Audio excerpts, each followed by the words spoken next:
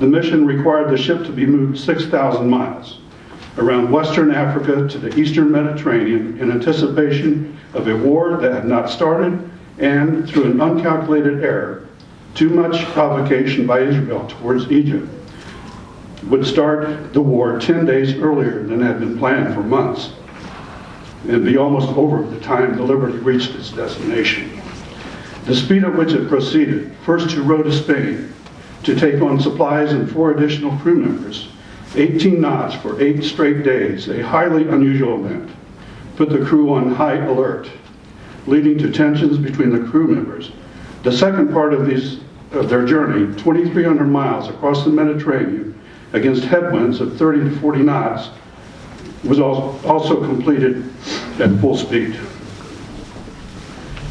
Strangely, when it arrived there in the area, and that is the topmost part of the graph there, on the evening, actually that was at 6 o'clock in the morning on June the 8th, or 6:30 in the morning. After 2 weeks, it finally got into the area that it had been ordered to go. And after this 2-week frenetic effort to get the ship in position, on the evening of June 7th, when they finally reached their destination, 13 miles off the coast of Gaza, they found that all other ships, including the other spy ship, the USNS Private Jose F. Valdez, had been simultaneously ordered to leave the area. In fact, except for the Liberty and the then unknown presence of American submarines nearby, all other ships were ordered to remain 100 miles offshore. That order was supposedly intended for the Liberty as well, but for other mysterious reasons, it was never received by the ship. It was later determined that the message was intentionally never sent to the Liberty. On June 8, 1967, a beautiful sunny day in the Mediterranean Sea, as the Liberty sailed along at 5 knots, 13 miles off the Sinai, and note on this map, it never really approached the coast of Israel. It was always off the coast of Egypt. So sailing along with its large American flag flapping in the breeze, it was mercilessly attacked by Israeli jets with 30-millimeter cannons, rockets, and napalm. The attack came at 2 p.m. Sinai time, 8 a.m. in Washington, after 11 to 13 Israeli overflights to identify and monitor the ship, the Liberty. There is no question, according to the survivors and every one of the U.S. Navy officers who investigated it, that Israel knew exactly what that ship was. Indeed, even some of the Israeli pilots have since admitted that they knew it was an American ship.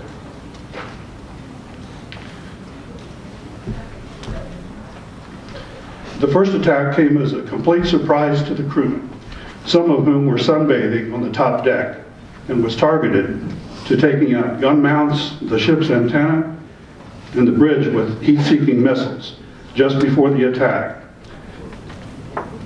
Well, just before the attack, the 5 radio frequencies used by the Liberty were jammed by the attackers, as well as the international distress frequency used for Mayday messages, a fact that proved conclusively that the Israeli High Command knew precisely which ship they were attacking. The Mirage fighter jets that first attacked the ship were unmarked. After the strafing by 2 pairs of fighter jets, 4 altogether, 3 Israeli motor torpedo gunboats encircled the severely damaged Liberty, even firing at crewmen who were trying to fight the fires, and later strafing the lifeboats that were filling with sailors who had been ordered to prepare to abandon ship, sinking 2 of them and destroying the non-deployed rest with gunfire. Intentional destruction of the lifeboats was contrary to international rules of engagement for any reason. During the attack, the Liberty sailors fought to keep the ship afloat and avoid being shot at by the Israeli gunboats, while its radio technicians scrambled to fix the communication equipment in order to call for help. By destroying the radio antenna on the deck, they intended to eliminate the ship's ability to immediately call for help. The ship managed to outmaneuver 4 torpedoes But there was a fifth one that could not be avoided. It left a 22-foot by 39-foot hole in the starboard side that should have sunk the ship. It failed only because it hit directly onto the I-beam of the underlying superstructure of the ship. And instead of proceeding through the ship, through the outer skin of the ship, it bounced back, exploding outside of the ship. That was a key event, just another miracle. There were a series of miracles that occurred. Some people, including one of the co-authors, feels very strongly that it was a series that had to be through divine intervention. The initial attack was aimed at destroying the Liberty's ability to communicate to the rest of the fleet by taking out all the antenna and gun mounts, and it succeeded, except for one transmitter and his antenna.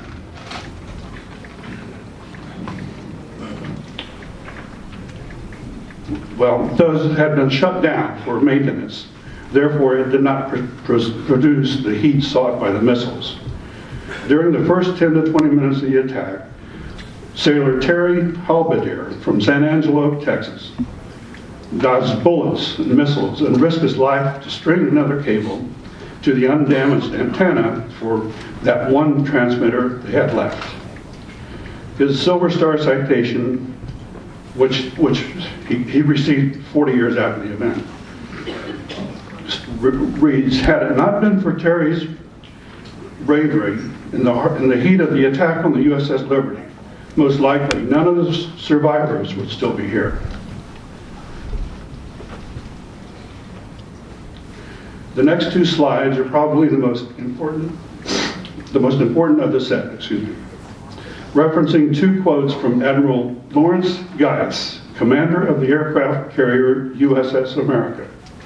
Although the SOS message was received by the Sixth Fleet, which could have responded within 10 to 15 minutes and come to the Liberty's rescue, President Johnson and Defense Secretary McNamara, sitting safely in the White House Situation Room, ordered the fighter jets to immediately return to their aircraft carriers.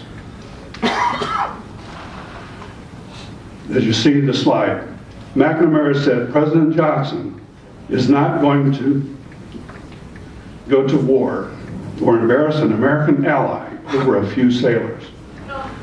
That was at 8:25 in the morning. That was before the torpedo hit, which didn't hit until about 20 minutes after that. That first sortie, by their mere presence, even the knowledge of the Israeli attackers that they were on the way, could have stopped the continuing attack, especially the later torpedo attack that took 24 more lives and injured about 150 more sailors.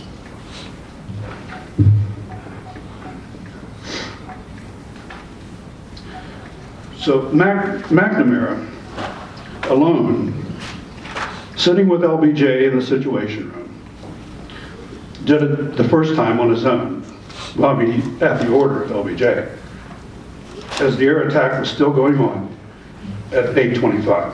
The second time, which had been held up for 90 minutes at Johnson's order, Admiral Geiss asked McNamara for higher level validation of the order. The order was, well, let me go on here. In other words, he received a second order, even though he had already been given permission to wait for 90 minutes and then send help. After he did that, he was ordered by McNamara again to recall the wings and cancel the help. So Admiral Geiss asked McNamara for higher level validation of the order. President Johnson got on the phone and told Admiral Geiss that he did not care if every man drowned, the ship sank, but that he would not embarrass an ally. Then he said, "I want that goddamn ship going to the bottom. No help. Recall the wings." He did not want to embarrass his ally. That little slip revealed that he already knew who was conducting the attack.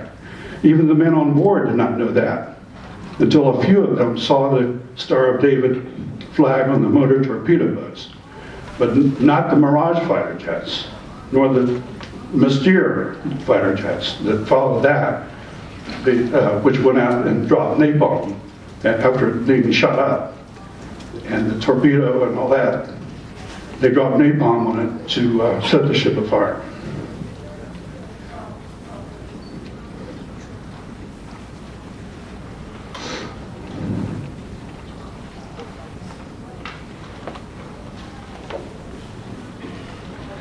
Former chairman of the Joint Chiefs of Staff, Thomas Moore, stated, "The U.S. military rescue aircraft were recalled not once, but twice, through direct intervention by the Johnson administration. Secretary of Defense Robert McNamara's cancellation of the Navy's attempt to rescue the Liberty, which I confirmed from the commanders of the aircraft carriers, America and Saratoga, was the most disgraceful act I've witnessed in my entire military career."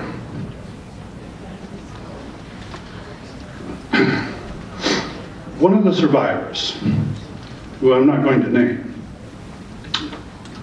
because he has not allowed it to be made public yet. Well, actually he has. He was on a radio show on the internet, so that's fine of it. But anyway, he determined through his investigation that the fifth torpedo was fired by a U.S. submarine, the Amberjack. This is a fact that I did not know when I wrote that first book. Now, it's unsubstantiated, but it's his firm opinion, and many of the survivors agree with it. Other survivors are not so sure about it. Because after all, it only came from that one man who, that Liberty survivor, was the worst injury of anyone on board who did not actually die. He would have died had it not been for someone else saving his life by coming up to him. As soon as he was shot, his entire abdomen was opened up. His intestines were falling out. He was bleeding profusely. And this other fellow came up and held it all together for him until he could get medical help. That was just the first of his problems. After that, his Navy records were modified to try to make it seem that he was not even on the Liberty. And so he had to hire this investigator to go after people that he knew, or go to the people that he knew in the Pentagon and dig out the proof that he was really on board. And in the process of this, that's when his investigator discovered that big secret. Now, in the meantime, two men who served on the Amberjack confirmed this to him personally. But here's the problem, that they would not allow him to use their names because of, well, it's a pretty incredible story, isn't it? This event has been sealed in the Pentagon. So that's the situation. He believes it, many people believe it, and if you add it all up, everything else we're learning here about what happened there, it seems rather plausible.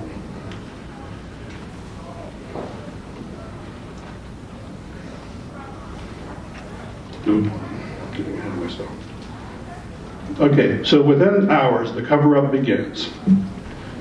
Johnson, through McNamara, ordered a very superficial Navy investigation to be conducted that was steered by the highest levels of the military hierarchy to accept the apology of Israel, which claimed that the attack was a case of mistaken identity, to keep the real story of what happened on June 8th from becoming known. An official cover-up was designed by its chief architect, Lyndon B. Johnson. The cover-up included personally delivered threats by a U.S. Navy admiral to all the officers and sailors aboard to keep their mouths shut about it forever, under penalty of courts-martial or worse, whatever that means. Such an order could only have emanated from the deluded commander-in-chief. The career Navy men agree with that point. That's not my assertion, it's theirs. Three admirals actually. Even those, such as Captain Ward Boston, who were required to carry out those orders. He admitted in later years, it took him until 2004, but at least he came forward and admitted it was a sham. Following LBJ's orders, Admiral John S. McCain, the father of the senator from Arizona, ordered the Naval Court of Inquiry to deliberately falsify their report to complement the Israeli story of a terrible mistake. McCain was then promoted to become commander of the Pacific Fleet, where he would conduct his own cover-up of his son's annex in starting a fire on the USS Forrestal that killed 134 men. Though, like all the other cover-ups, the truth was replaced by a myth. But I digress. That's another story. It's another even, well, it's just about as incredible as this story. LBJ went on national television and announced that only 4 sailors were killed in the 6-minute accidental attack, instead of 34 sailors killed in a 2-hour sustained intentional attack, and 174 others were injured, not 53, as announced, as you can see in this newspaper clip.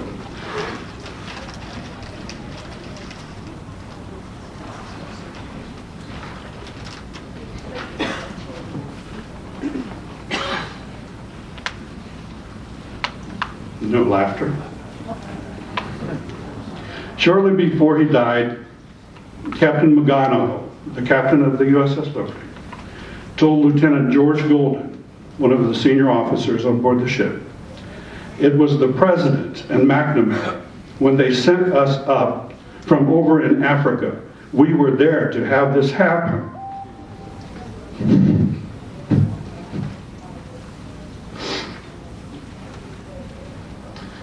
McNamara had always believed that he had to perform his duties as a classic yes man. In this perverted version of being a team player, there was no allowance for one to speak his own mind when it came to discussions of the merits and the pros and the cons and the judgments of policy, not to mention morality or even legalities. He once said, "I don't believe the government of a complicated," this is a quote, "I don't believe the government of a complicated state can operate effectively if those in charge of the departments of the government express disagreement with decisions of the established head of that government." In other words, that was the end of the quote. In other words, he had come to agree with Johnson that whatever the president ordered him to do, regardless of the niceties of due process, the fealty to constitutional governance, the mundane observation of moral principles or ethical standards, even the impediments related to basic legalities, he would follow those orders without question. Exhibit A, Vietnam. This is why Israel has always considered the 1967 Six-Day War an astounding success. You see the third graphic from the left, going right. The third one was how Israel existed with its territories, its boundaries, on June the 5th, 1968. 5 days later, at the end of the Six-Day War, the one on the far right indicates the boundaries of Israel and the greatly diminished territories of Palestine. Those areas that were absorbed are still considered by every country in the world, except for Israel and the United States at least, as occupied territories. So yes, LBJ left his imprint on the U.S. and the world, but it's not quite what the government and the LBJ library would have you believe. In fact, much of the turmoil in the Middle East today can be assigned to Lyndon Johnson. The brutal, sustained 2-hour Israeli attack on the Liberty ironically strengthened the relationship between the two countries, the result of a sort of discreet blackmail that still exists today, which explains why no one wants to even discuss it, to even bring it up, today risks being cast as anti-Semitic. But the attack on the Liberty was not their idea. In fact, I'm actually, through this book and the previous book, trying to say that Israel should not be blamed for this. They did it. That is true. They didn't want to. In fact, Yitzhak Rabin went to the godfather of Israel, David Ben-Gurion, in the days, in fact, just 2 days before the Liberty left Abidjan on May 21st, and revealed to him the plan. And he had not heard of it yet. And he just exploded with fury. He was furious over this plan, so furious that Yitzhak Rabin had a mental collapse before the war even started. He sat out the war. He was ill. So they went to Moshe Dayan, and he said, yeah, okay, we can do that.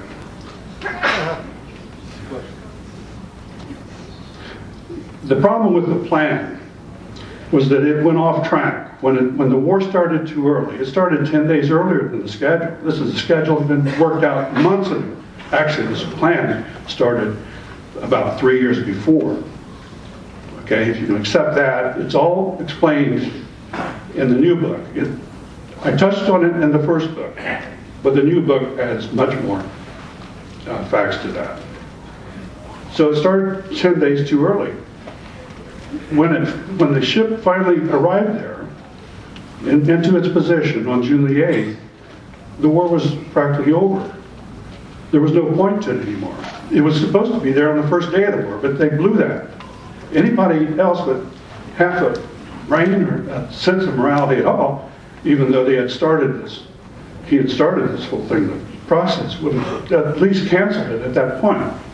Because then, now you're saying that, he's tried to say at least, that Egypt attacked his ship. This was 5 days or 4 days after the entire Egyptian Air Force had been destroyed by Israel in their surprise attack. They have no airplanes up there. But he thought he could make it stick, because he thought he could do anything. The point is this: we now have a complete record of this madman's real legacy, and it ain't what they celebrate down in Austin. We have demonstrated within this book that Johnson was the provocateur of this attack on his own ship. If a man can be so venal as to manipulate his own ship into being attacked with the full intent for it to sink, so that he can use that as a pretext to declare war on Egypt and other Arab nations around Israel, even risking intervention by the Soviet Union in the process, all for the sake of garnering more votes in the 1968 election. He wanted it as a pretext because of the beautiful way that the Tonkin Gulf resolution allowed him to have a landslide election 3 months later after that false flag. So he wanted to pull off an even bigger one. So what else could he be capable of? Well, how about the successful false flag operation for Vietnam that I just mentioned? And then what about all the other 1960s assassinations? For anyone who believes that only the CIA could concoct the plan and execute it and kill JFK and have LBJ just playing along as a puppet, consider this. That might be plausible. It might be possible for JFK's assassination on the premise that it was a national security risk and they were doing the patriotic thing. But how do you explain the assassinations of Robert Kennedy and Martin Luther King on that basis? And what about these two false flag operations?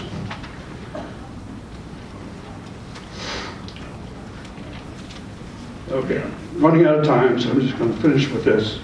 Finally, the complete story of the attack on the USS Liberty has been assembled from the fragments that were exposed over the last 5 decades. And like my other books, I have used as other books that have been written as the source for this one.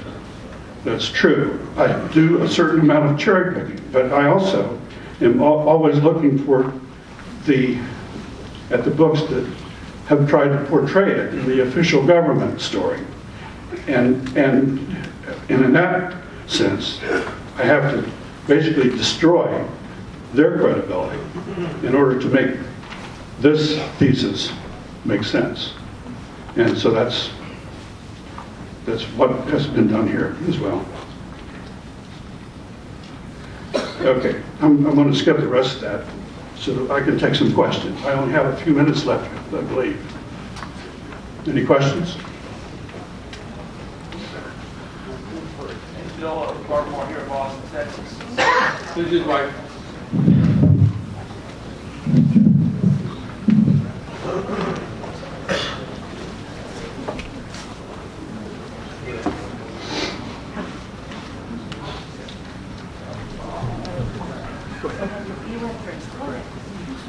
Hey Phil, really glad you're writing this book on the USS Liberty. The 50th anniversary is coming up next year, as you told everybody. You go into the role of Lyndon Johnson, which I think is a given that he was behind the attack on the Liberty. Who else would you put as the most culpable people in the U.S. government who were totally in on the plan and who knew in advance what Johnson was up to? Well, I would start with all of those who he gave the orders to, who went along with the plan, starting right there in the White House, actually next door in the Executive Office building, with Walt Rostow, who was the chairman of what was called the 303 Committee. Essentially the same kind of committee that JFK had. It was called a special group. And then when Robert Kennedy took it over, it was called the Special Group Augmented. And it's been known as the 40 Committee under Nixon and various other things. I think now it's simply referred to as the National Security Council. What about Cyrus Vance? What do you think about his possible involvement? Well, yes, he was one of those. That I haven't listed them all, but I listed the chairman of that committee and others. There were 6 members of that committee, and Cyrus Vance was one of them that facilitated the plan. In other words, they were given the order by Johnson. This goes back at least to maybe 3 years. Actually, I would argue for 3 years. I think the plan actually was a germ of an idea that Johnson planted in the summer of 1964. Because as early as July of 65, there were already men assigned and sent to Israel to start preparing for this. And to start training the troops over there, or the officers at least, and to try to coordinate and plan all the logistics and what have you. So you would certainly indict Robert McNamara. Oh yeah, of course, absolutely. I mean, he was, as I read from his quote, he not only went along with it, but and then later, there's a great documentary. If you haven't seen this before, you've got to make a note of this and go home and Google it. It's called BBC documentary, Dead in the Water. It's over an hour. It's like an hour and 10 minutes, but it's very definitely worth the investment. You will see in that documentary almost everything I've talked about here, but you'll see it graphically. You'll see the people who, were interviewed that survived this. Many of them are on there. So it's a very interesting story. They will not have. None of the videos, none of the books have gone quite as far as I have in both of these books to tag it to Lyndon Johnson. That they stop. They sort of dance around that point, and they say it could only have been, we think. But I haven't stopped there. I believe we've proved it had to be him. We greened it up. Hi there. Hello. I wanted to thank you for your interview you did some years ago with Dr. Judyth Fetzer on the radiofetzer.blogspot.com when your book on Lyndon came out.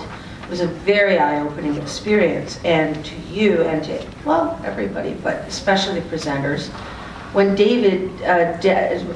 Dennis Dennis David, the friend of Colonel Peitzer, was speaking yesterday night.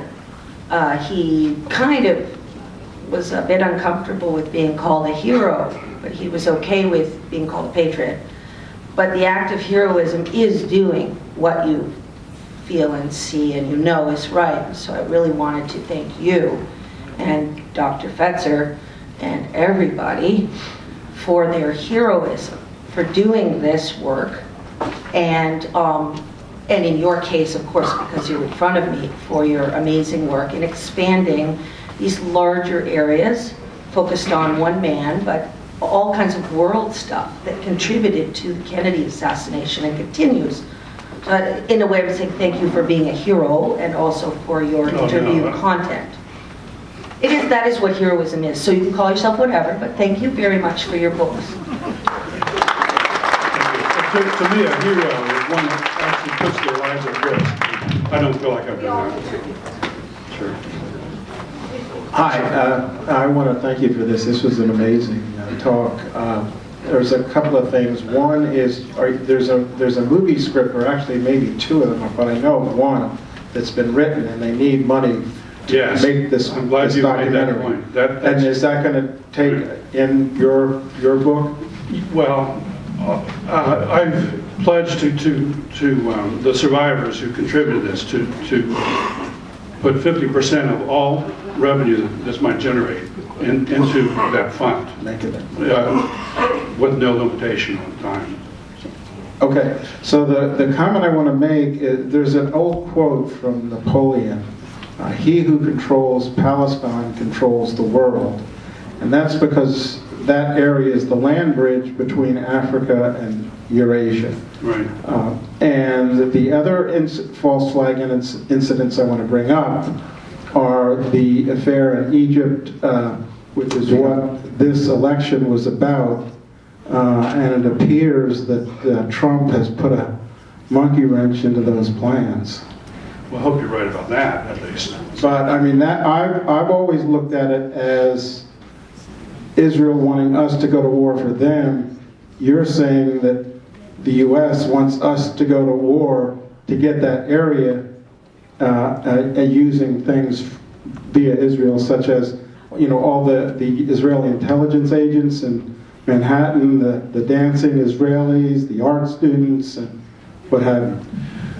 Well, how do you look at it in view of those other three false flags? Okay, I think you have a strong point. However, I think that in this particular case, this is a very personal, just like the assassinations of Martin Luther King and Robert Kennedy. I don't think you can argue that there was a national security element involved in that.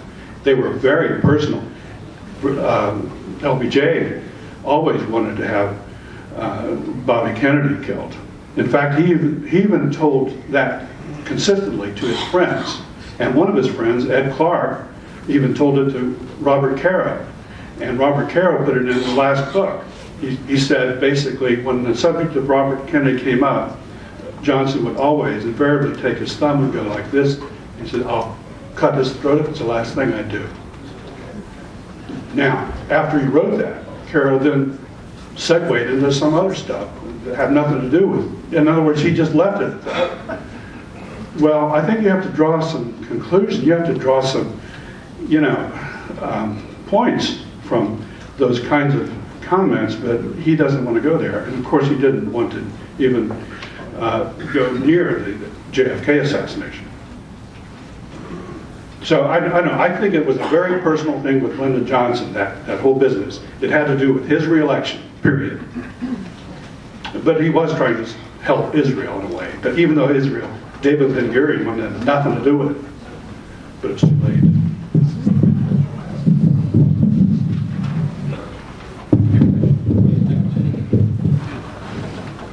Dr. Fetzer. Phil, would you agree with my conclusion that this latest book by David Talbot, The Devil's Chessboard, is a very elaborate, detailed, thoroughly researched vis-a-vis Allen Dulles, but basically a disinformation attempt to distract attention away from the prime mover, the key player, Lyndon B. Johnson?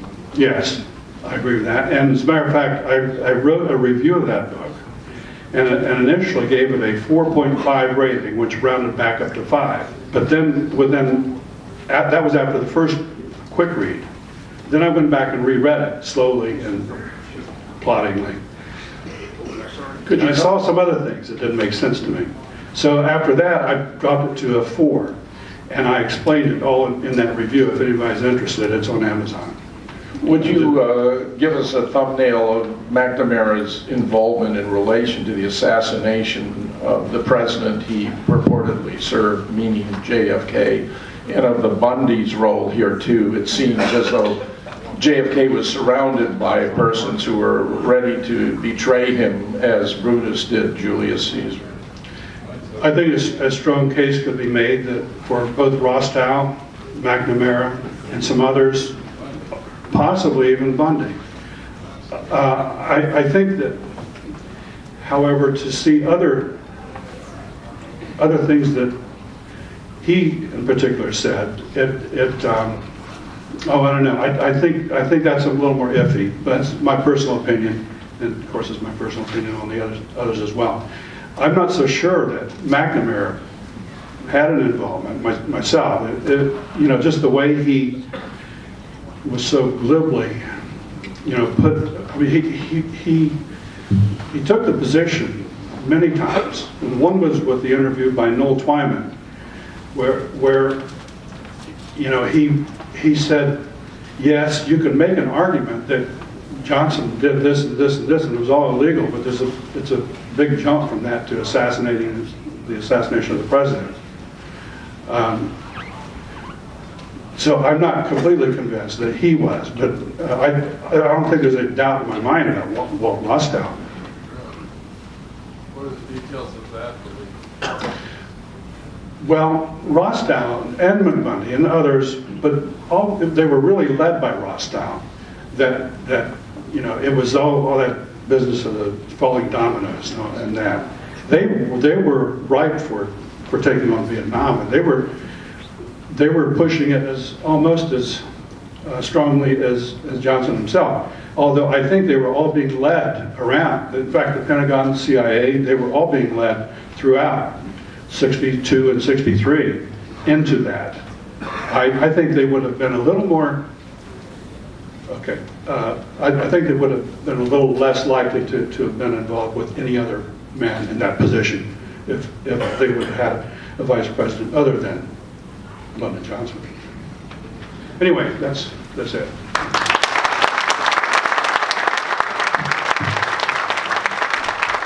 Thank you, Bill.